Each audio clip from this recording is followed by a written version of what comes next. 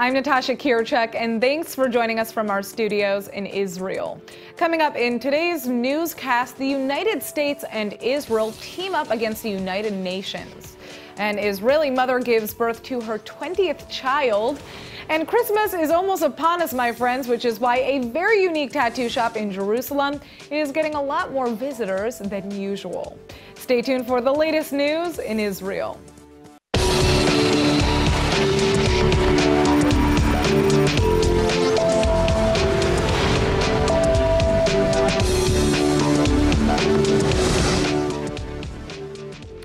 On the eve of a major vote at the United Nations, President Trump is suggesting that he may actually cut foreign aid to countries that vote against his decision to recognize Jerusalem as Israel's capital.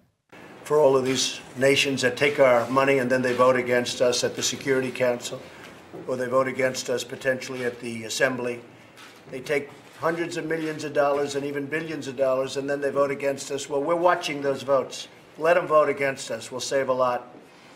We don't care. Both the United States and Israel are joining together to garner the support needed to defeat this resolution. It carried massive support at the UN Security Council earlier this week until the United States used its veto power to block it full stop. If passed at the General Assembly today, it wouldn't be legally binding, but would certainly be a big blow to both the U.S. and Israel. Israeli Prime Minister Netanyahu is lobbying hard for Israeli allies, both new and old, to vote against it, or else abstain from voting altogether. Netanyahu has often boasted of his new diplomatic alliances as one of his biggest accomplishments as prime minister. Votes from those countries on this resolution, namely India, Argentina, Mexico, China, Kenya, and Rwanda, will be a clear test of those claims. מדינת ישראל דוחה את ההצבעה הזאת על הסף, עוד לפני שהתקבלה. ירושלים היא בירתנו, נמשיך לבנות בה, ושגרירויות של מדינות, בראשן ארצות הברית, יעברו לירושלים. תרשמו מה שאמרתי, כי זה יקרה. Well, the Israeli government has just unveiled a new plan to massively expand Jewish populations in the West Bank. The initiative would construct 3 new settlements in the Jordan Valley and expand existing Jewish neighborhoods behind the Green Line, thus adding a whopping 10,000 Jews to the region. ILTV's Aaron Porras is here with the details on this story. Thank you, Natasha. And we have 14 new neighborhoods being slated to be placed across 3 different cities in the West Bank. And as you can imagine, as we have reported in similar cases, pro-settlement people are ecstatic while opponents are very much against it. So how does this affect the peace process right now?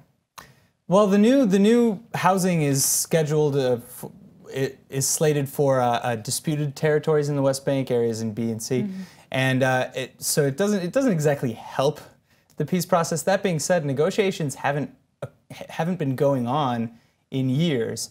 And aside from that, you also have to take into account the fact that even if the idea of building new settlements is brought up, it doesn't exactly mean that it's set in stone. For example, just in 2017, 3,000 housing units for East Jerusalem and the West Bank were slated to be constructed. And of those, only 50 were actually given the tender to start building. That's a little over 1.5%. Mm-hmm. So it's not like all of this is going to happen all at once anyway. All right, well, let's check out the rest of the details in your report. There are currently 4,500 Jewish residents in the Jordan Valley, which means this plan would triple that figure. Though this kind of expansion is exactly what many on the right have long been pushing for, critics say it's a massive and illegal theft of Palestinian-owned land. And many experts argue that by expanding Jewish presence further into disputed territory, it threatens the possibility for Palestinians to establish their own borders in any two-state solution someday. But for now, this new proposal is merely in the planning stages. Permits and budgets will need to be finalized and approved to get final green light. Givat Salit, Bitronot, and Given Eden have been earmarked as the sites for the proposed new settlements. The Me2 movement has exposed dozens, if not hundreds, of horrific sex crimes and harassment in recent months. A new scandal has just exploded in the Jewish conservative world, exposing the longtime director of the movement's youth league. That man is Jules Gutin, who has been accused by dozens of alleged victims over the years for sexually abusing them as children. These are truly, truly horrific allegations made worse by the fact that some accusations date back over 3 decades ago. Gutin has just been terminated by the United Synagogue of Conservative Judaism because their own investigation has shown these claims to be true. This unfortunately doesn't come as too much of a shock to some Jewish American leaders who first heard rumors of Gutin's alleged child sex abuse nearly 20 years ago. Gutin is accused of using his authority as a leader in the conservative Jewish youth movement to prey upon youth group participants. The first case allegedly happened when Gutin was 34 and the alleged victim was only 17. In light of the courage demonstrated by victims to speak out against abuse in the Me Too movement, many more men have since come forward claiming they too were sexually abused as youths under Gutin. Earlier this month, a leader from a chapter of the United Synagogue Youth was also terminated for a similar allegation of alleged sexual misconduct involving underage boys. Well, it looks like 9 new Nazi war crime suspects have just been turned over to German authorities. The head prosecutor has just confirmed that they are all alleged Nazi war criminals in their 90s who served as guards at death camps that were used to exterminate Jews in the Holocaust. The federal agency involved in IDing suspects doesn't have the authority to actually press charges. That's why all evidence has now been handed over to Germany's state prosecutor, who will determine if there's enough to press charges. Such cases have come to trial in Germany in the past. Legal precedent has typically ruled that guards present at concentration camps are in fact guilty of accessory to murder, because they helped the camps operate during the mass killings. Details on these 9 new suspects are under wraps for now, but we've learned that they were all allegedly former Nazi guards stationed at Auschwitz, Mauthausen, Buchenwald, and the Ravensbrück concentration camps. Well, U.S. President Donald Trump has just granted clemency to Shalom Rubashkin, an Iowa slaughterhouse executive who was convicted to 27 years in prison for fraud.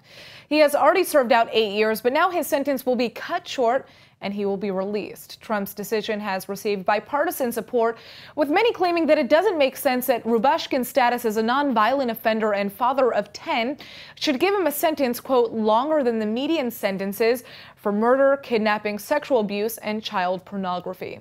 Joining us via Skype with some insight on the matter is Professor Alan Dershowitz, a renowned defense lawyer and author. Thank you so much for joining us. Now, Professor, can you give us a quick overview of the case? Rubashkin was convicted of fraud against a bank.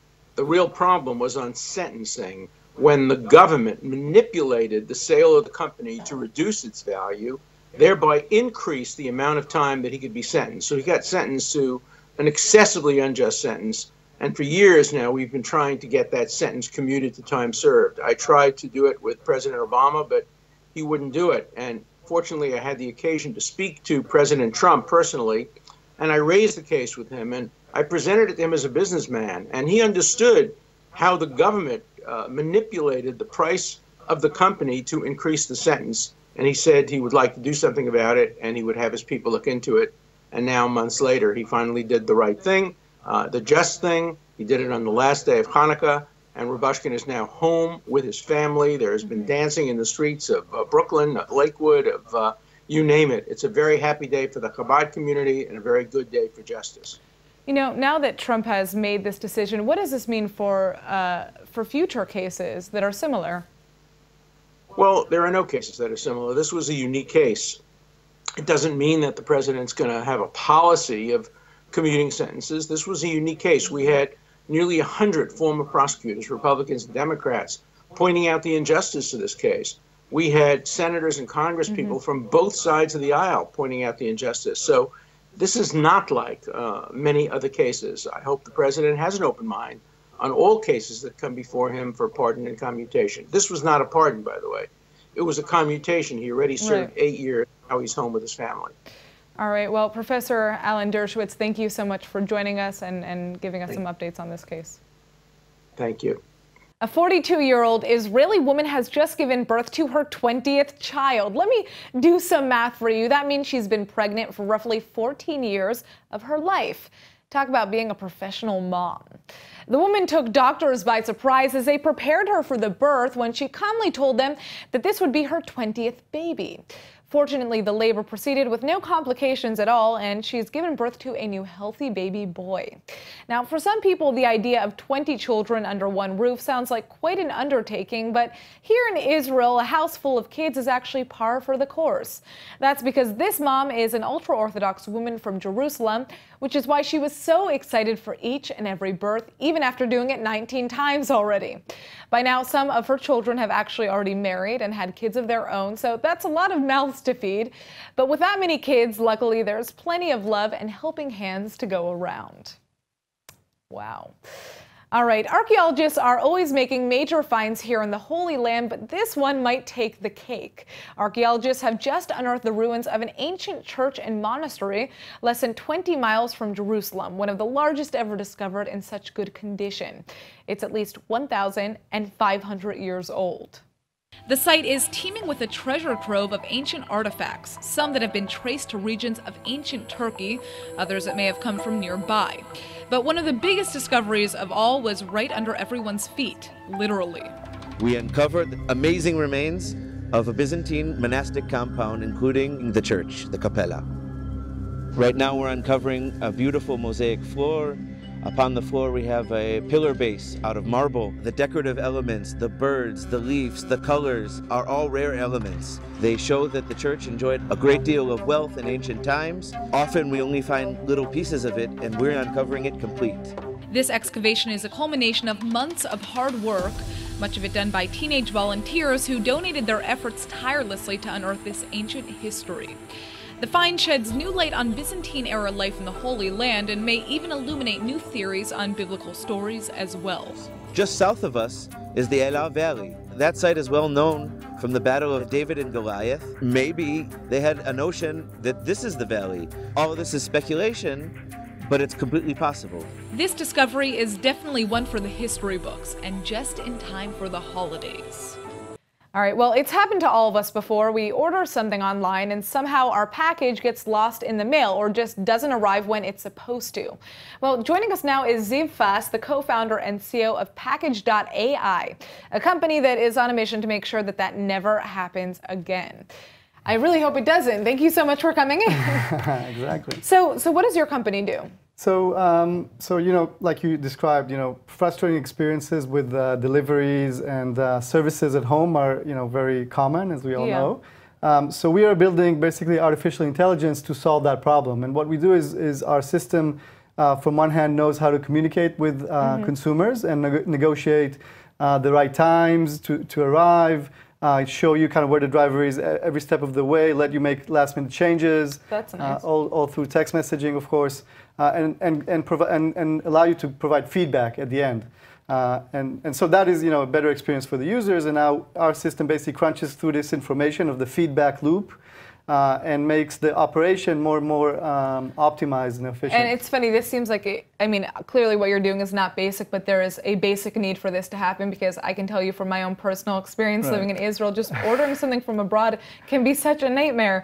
Exactly. So, how did you come up with this idea? Was there an experience? Or? Yeah, exactly. So, I was living in the United States for 10 years before actually moving back to Israel 2 years ago, and I bought a laptop, online, and basically UPS kind of, put the note on the door, the dreaded note on the door 3 times.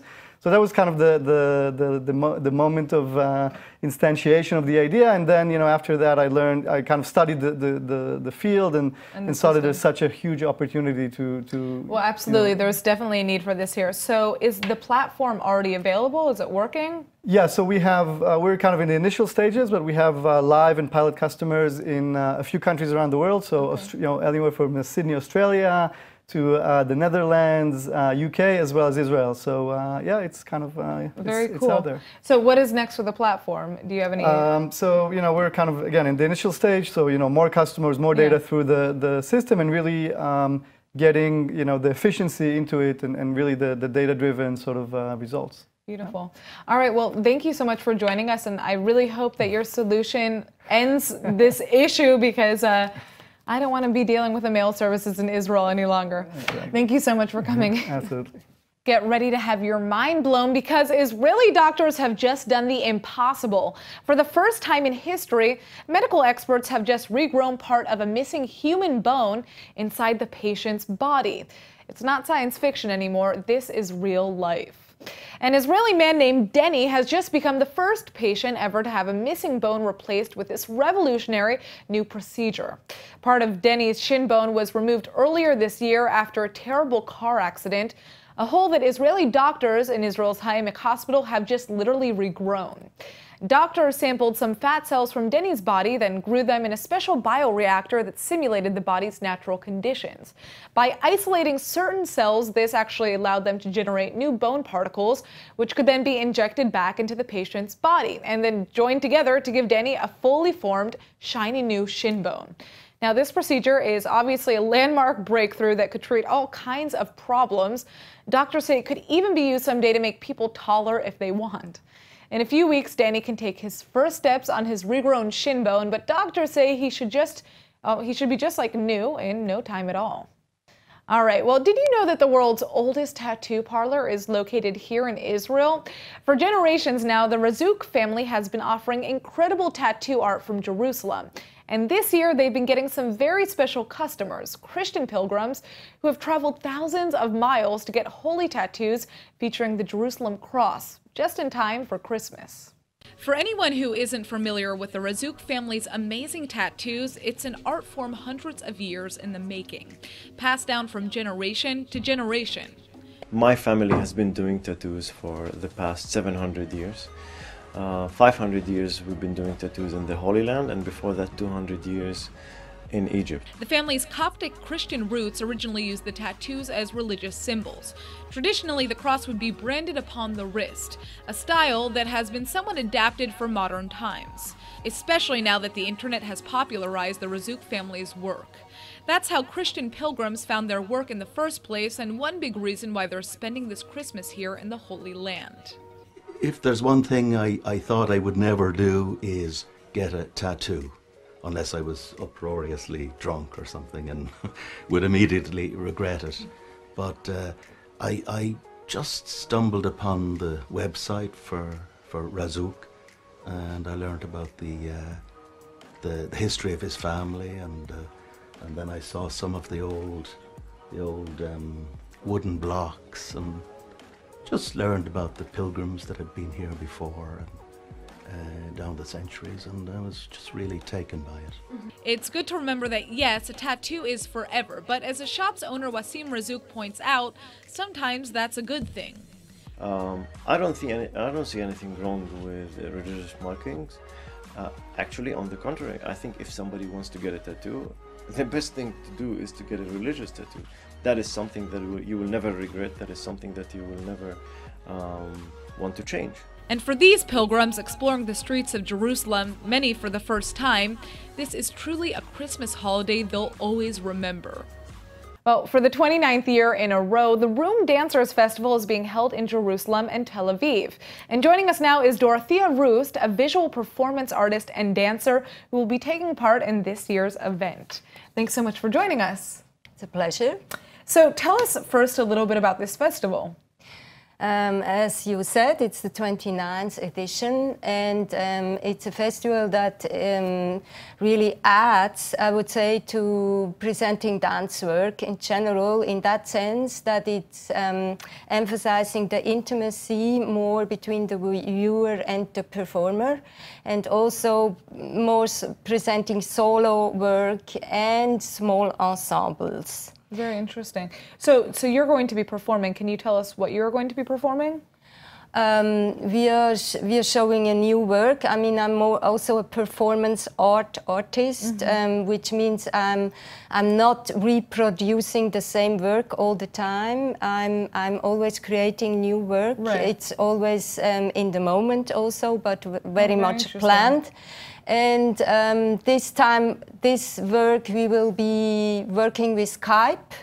We will do 2 live performances. One will happen in Jaffa, Tel Aviv, and the other, the co-performer, Omri Ziegler, which is a musician, will be in Zurich in a performance space. Very interesting. And we will interact through Skype.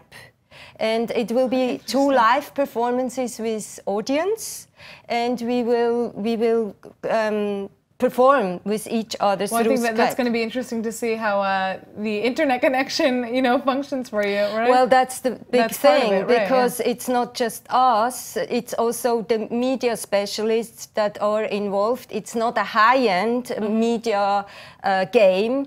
It's really, we really work with Skype, which is low-key, if you want. And it's prone to make maybe an interruption. So we have to kind of work with that. Is this your first time in Israel performing? No, I was at the Room Dance Festival in 2001. Okay. And I was in Israel in 1977, traveling around, also as a travel agent. I was working at that time. And I was in Israel in 2013 at another performance art festival, at the Tzaz Festival. Okay, so you know Israel pretty well at this point, Well, I can't say that I know Israel well, but I mean, it's always, each time it's an encounter, and I think it's very interesting here. You know, a little different than Switzerland. So here's my question for you. When can people come and watch your show? Tomorrow, Friday evening, door opens at 8. The show is at 8:30. You can make reservations through the website of Room Dances, through Facebook, and Great. Thank you so much for joining us, Dorothea. Okay, thanks. All right, up now, ILTV's Emmanuel Kadosh is here to give us the top 5 winter activities to do in the Holy Land. So I guess you could say it's winter here in the Holy Land. I mean, if you consider 65 degrees winter, then yes, we are most definitely in the winter season. So with that, here are the top 5 winter activities to do in Israel. At number 1 is skiing at Mount Hermon. This might sound absurd to do after I told you that it's currently 65 degrees outside, but it's true. If enough snow falls, the northern tip of the country is where you can find it. Rising 9,230 feet above sea level, the vertical drop at Mount Hermon is 1,552 feet, making it ideal for skiers. And for those like me who are less coordinated, no worries. Tubing and sledding are available as well. At number 2 is the Sounds of Winter Festival located in Jerusalem, this year promising endless colorful celebrations of Israeli modern culture. Live performances, art exhibits, film screenings, and cooking classes are all offered here as well. The Sounds of Winter Festival gives you colorful and energetic view of the city of Jerusalem, so I wouldn't miss it if I were you. At number 3 is for all our Christian tourists out there. The Holy Land is one of the best places to celebrate 2 important winter holidays, Hanukkah and Christmas. Christmas festivities can be found all over the country, starting off at the Holiday of Holidays in Haifa. Then make sure to check out the biggest Christmas tree in Nazareth and go explore all the Christian sites of Jerusalem. Best of both worlds. At number 4 on our list is Eilat. For those looking to get away from the oh-so-torturous winter weather in Tel Aviv, a 4-hour drive or a quick 1-hour flight will take you down to Eilat, where the Red Sea Jazz Festival takes place every winter and the water itself doesn't get below 70 degrees, so snorkeling, diving, swimming, and kite surfing are all on the table. Definitely worth the scenic drive down. At number 5, we have the Feelin' Blues Dance Festival in Tel Aviv. Get ready to get down and have fun, because you definitely don't need experience to join. Professional dancers are there to perform, so you're welcome to watch from the side. But for those looking to learn, they also run a cool training day dance workshop. Nothing wrong with letting your hair down and having some fun, right? That's all for today's Top 5. Back to you. And now for our Hebrew word of the day. It's Christmas season, and in honor of the holiday, lots of people are heading to the world's oldest tattoo shop in Jerusalem, which has been tattooing Christian pilgrims for the last 500 years. So today's word is kakua, which means tattoo in Hebrew. Now, you may love them or you may hate them, but the fact is a whole lot of people have kakuim or tattoos. In fact, 1 in every 5 people has a kakua. Reports even claim the tattoos are more common than ever in 2017. In Judaism, tattoos are forbidden since the Torah dictates against making any gashes in the flesh or marks on the body. Coptic Christians, on the other hand, have traditionally marked their wrists with the kakua of a cross. Traditions are different in different religions, but make sure if you do decide to go get a kakua yourself, be safe. All right, let's go ahead and take a look at the weather forecast. Tonight, the winter heat wave continues with a low of 61 or 16 degrees Celsius. Tomorrow, there should be little to no change in the weather, but over the weekend, you can expect temperatures to finally drop a bit. The high will sit at about 80 or 27 degrees Celsius. All right, that's it for today's news. Today's exchange rate is 3.49 shekels to the American dollar. Remember to sign up for our daily newsletter at ILTV.tv. I'm Natasha Kirchuk, and thanks for watching.